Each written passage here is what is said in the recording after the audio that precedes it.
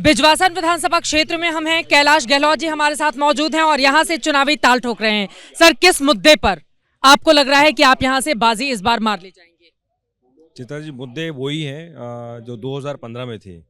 I think जो basic fundamental चीज़ें हैं, पानी, सीवर, सड़क नाली, और ये बड़ा सरप्राइजिंग है कि जो पार्टी ने का जन्म हुआ इन्हीं मुद्दों के साथ, वो 10 साल सत्ता में बैठ के आज भी अगर बिजवासन विधानसभा की बात करें तो उन्हीं चीज़ों से सफ़र कर रही है। You will be surprise to know कि बिजवासन विधानसभा साउथ दिल्ली की एक पॉश विधानसभा मानी जाती है। Right next to international airport, right next to Aerocity. और इस विधानसभा में 80% of people are drinking tubewell water. आप सोचिए उन लोगों की हालत। और जहां अगर ट्यूबवेल से ही पानी मिल रहा है, हम जहां पर अभी खड़े हैं बिजवासन गांव में भी पूरा का पूरा गांव ट्यूबवेल का पानी ही पी रहा है। और आज आपको पता है ग्राउंड वाटर का जो टीडीएस है कितना ज़्यादा है, 1200-1300 टीडीएस। तो मुद्दे तो वही हैं, पानी है, बिजली है, सड़क नाली है, सीवर है। क्योंकि किसी भी व्यक्ति को सबसे पहले इन चीज़ों की ज़रूरत है, बाद में फिर और कोई चीज़ आती है। ये जाट बहुल इलाका भी माना जाता है और अरविंद केजरीवाल की ओर से जाट आरक्षण का दांव खेलकर केंद्र के पाले में गेंद डाल दी गई है। तो ये मुद्दा आप लोगों के लिए नुकसानदेह साबित होगा? देखिए, मैंने हमेशा कहा है, क्योंकि मैं तो खुद एक जाट कम्युनिटी को बिलोंग करता हूँ, किसान, और बिल्कुल ग्रामीण क्षेत्र को मैंने रिप्रेजेंट किया है। जाट जो है वो भोले हैं, भावुक हैं, लेकिन बेवकूफ़ नहीं है। मैं ये पूछना चाहता हूँ पूरी आम आदमी पार्टी से और अरविंद केजरीवाल जी से भी कि 2015 से लेकर 2025 तक उन्होंने जाट आरक्षण का मुद्दा कब उठाया? क्या एक चिट्ठी वो दिखा दे मुझे, एक पत्र। कितने विधानसभा के सेशन हुए? एक सेशन में कोई एक व्यक्ति ने भी अगर ये उठाया हो, forget about CM, forget about Arvind Kejriwal.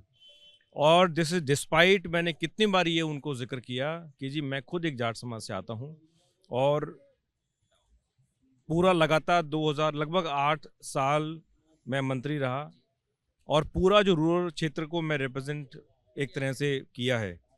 लेकिन उनको याद तब आई जब इलेक्शन बिल्कुल सर पे है और जब उनको ये लगा कि वो दिल्ली का इलेक्शन हार रहे हैं और हो सकता है कि न्यू दिल्ली का से भी एक जाट से ही हारेंगे वो। आपको लग रहा है कि प्रवेश वर्मा हरा देंगे उनको? मुझे पूरा यकीन है कि उनकी निश्चित है कि इस बार दिल्ली के जाट भी उनको मिलके हराएंगे और वो भी नई दिल्ली देख लीजिएगा आप, यू मार्क माई वर्ड्स, वो नई दिल्ली से एक जाट से हारेंगे। यहाँ पर झुग्गी झोपड़ियों में रहने वाले लोगों के लिए कुछ ऐलान किए गए हैं। फ्री बिजली पानी का मुद्दा उठा रहे हैं। तकरीबन हर रोज कुछ ना कुछ फ्री की योजनाओं का ऐलान भी उनकी ओर से किया जा रहा है। और आप लोगों का जो घोषणा पत्र आया है वो कह रहे हैं कि बीजेपी ने कॉपी कर लिया है। फ्री की जो आप बात कर रहे हैं और झुग्गी झोपड़ी की अगर आप बात करें तो झुग्गी झोपड़ी अगर इसी विधानसभा की बात करें तो बहुत बड़े क्लस्टर झुग्गी झोपड़ी का रंगपुरी पहाड़ी में हैं। तो वहाँ तो ना पानी है, पानी है ही नहीं, ना वहाँ सड़क नाली है, ना वहाँ लाइट है। तो कौन सी फ्री पानी है और कौन सी फ्री बिजली है? वहाँ आप यूल बी सरप्राइज्ड अगर आप वहाँ जाके देखें। बल्कि मैं तो आपसे अनुरोध करूँगा और इस प्लेटफॉर्म के माध्यम से मैं आपसे अनुरोध करता हूँ, प्लीज़ विजिट वंस। रंगपुरी पहाड़ी में कैंप है, इंदर कैंप है, जैल कैंप है, नाला कैंप है, उसके बिल्कुल सामने दलित एकता कैंप है। आप वहाँ जाके देखिए। लोगों ने बताया कि जो बोरिंग है ट्यूबवेल का पानी है और वहाँ बिल्कुल, क्योंकि पहाड़ी इलाका है तो वहाँ पे इतना सिल्ट है, उसमें इतना माइका है कि आप उसको पी नहीं सकते। इंसान छोड़िए, पशु भी नहीं पी रहा पानी को। और अगर वो ट्यूबवेल की अगर मोटर ख़राब हो जाती है तो उसको ठीक करने के लिए कोई नहीं आता। लोग बाग अपने पैसे इकट्ठा करके वो उसको ठीक कराते हैं। तो कौन सा गवर्नेंस का मॉडल जो है दिल्ली को दिया है, ये मेरी समझ के बाहर है। वो बार बार बीजेपी से ये सवाल भी, जगह जगह आप जाइए बड़े बड़े होर्डिंग्स लगे हुए हैं। एक तरफ केजरीवाल का चेहरा है, दूसरी तरफ वो आप लोगों को गाली गलौज पार्टी बताते हैं, ऊपर पूछते हैं दिल्ली का सीएम कौन। तो क्या है इसका जवाब? दिल्ली का सीएम भाजपा का बनने जा रहा है। और मैं ये कहना चाहता हूँ कि जो सवाल पूछ रहे हैं कि भाजपा का हर एक नेता, हर एक कार्यकर्ता जो है वो सीएम है। पिछली बार तकरीबन 750 वोटों से यहाँ पर भाजपा हार गई थी। इस बार उसको कवर अप करने के लिए क्या नया किया जा रहा है? मेरे ख्याल से इस बार हर बूथ पे बहुत मेहनत कर रहे हैं जितने भी हमारे बूथ लेवल के जो कार्यकर्ता हैं, और पीएम साहब का भी जो कार्यक्रम चल रहा है अभी कि मेरा बूथ सबसे मजबूत, लगातार वो बूथ लेवल पे जो वॉलंटियर है और जो कार्यकर्ता है उससे संवाद कर रहे हैं, क्योंकि इवेंचुअली अगर आपका बूथ मजबूत है तो फिर इलेक्शन जो है वो 100% पॉजिटिव रिजल्ट उसका आएगा। कैलाश जी, एक आखिरी सवाल, चूंकि आप मंत्री भी रहे हैं लंबे समय तक आम आदमी पार्टी की सरकार में, अब जब पब्लिक के बीच आप जाएंगे तो ये सवाल भी पूछा जाएगा कि भाई आप भी तो उसी सरकार में शामिल थे जिसने कामकाज नहीं किया, जिसको लेकर आज की तारीख में आप लोगों के बीच जा रहे हैं। तो क्या है इसका जवाब आपके पास? आप भी तो उतने ही जिम्मेदार माने जाएंगे। देखिए, काउंसिल ऑफ मिनिस्टर्स को हेड करते हैं सीएम। अगर पानी नहीं है तो सीएम और जो वहाँ पे जो मंत्री, अगर जल मंत्री हैं तो वो अकाउंटेबल हैं। आप भी यहाँ सड़क पे खड़े हैं और अगर आप देखें तो हर कुछ मिनट में कोई एक बस निकलती है। मैंने हमेशा कोशिश की है कि मेरे पास जितने भी मंत्रालय थे, जितने भी पोर्टफोलियोज थे, मैंने कोई लड़ाई झगड़ा ना करके मैंने हमेशा कोशिश की है। हो सकता है उससे उस टाइम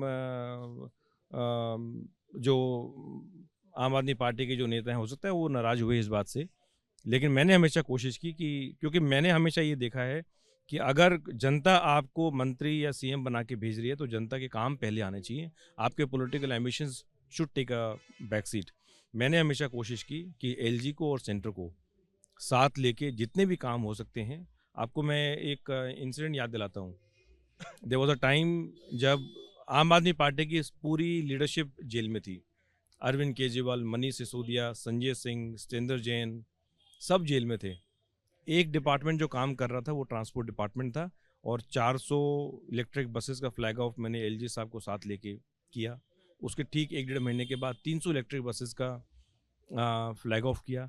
तो आई थिंक अगर आपकी इंटेंशंस क्लियर हैं कि भाई आपको अगर दिल्ली में काम करना है तो फिर सेंटर को, देखो ये गलतफहमी किसी को नहीं होनी चाहिए और कि साथ लेके चलना होगा, क्योंकि यहाँ गवर्नेंस का स्ट्रक्चर ऐसा है और वो तो सब पढ़े लिखे लोग हैं। ऐसा लग रहा है कि आप पर जादू से समय डाल दिया गया था जब आपको ध्वजारोहण के लिए 15 अगस्त के आपका नाम सामने आया था। अब एक आखिरी सवाल जिसका जवाब मैं आपसे चाहूंगी, अलग अलग हिस्सों में जाकर आप भारतीय जनता पार्टी के प्रत्याशी के तौर पर वोट मांग रहे हैं, लेकिन जब भी आपका जिक्र आता है तो आम आदमी पार्टी की ओर से ये कहा जाता है कि वो दरअसल सीबीआई ईडी इसकी डर की वजह से भाजपा में शामिल हो गए। तो सच क्या है? क्या वास्तव में डर था? क्या वजह रही कि आपको बीजेपी ही पसंद आई? मैंने जब रिज़ाइन किया और जब ज्वाइन किया बीजेपी को, तो प्रेस कॉन्फ्रेंस में मैंने सबके सामने कहा कि मैं ना कभी डरा किसी से। पक्का? 100%। हम जाट जो हैं वो डरने वाले नहीं हैं। ये बात को आप बिल्कुल, कोई जो सुन रहे हैं वो भी बिल्कुल समझे। मैं कभी नहीं डरा और मैं सिर्फ एक सवाल पूछता हूँ, अगर मेरे में कोई डर होता तो जब मुझे क्वेश्चनिंग के लिए बुलाया ईडी ने तो तब मुझे छोड़ देना चाहिए था। जब सीबीआई ने बुलाया मुझे क्वेश्चनिंग के लिए तब मुझे छोड़ देना चाहिए था। जब मैंने रिज़ाइन करके बीजेपी ज्वाइन की, मैं 2 बहुत इंपॉर्टेंट चीज़ें आपको बताना चाह रहा हूँ। 1, आम आदमी पार्टी के सारे नेता जेल से बाहर थे, तो कोई मुझे ये भी नहीं कह सकता कि मैं पार्टी को बहुत बुरे वक्त में छोड़ के चला गया। दूसरा, जब मैंने बीजेपी ज्वाइन की तो मेरे पास चार्जशीट भी, एक्साइज वाले केस में चार्जशीट जो फाइल हो चुकी थी, इसका मतलब इन्वेस्टिगेशन कंप्लीट हो चुकी थी। मेरा नाम उस पूरे केस में कहीं नहीं है।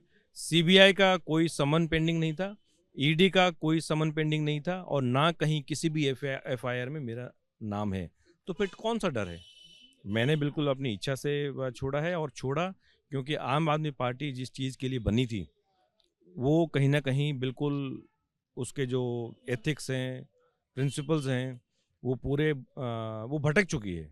इसलिए मैंने छोड़ा, किसी डर के कारण नहीं छोड़ा।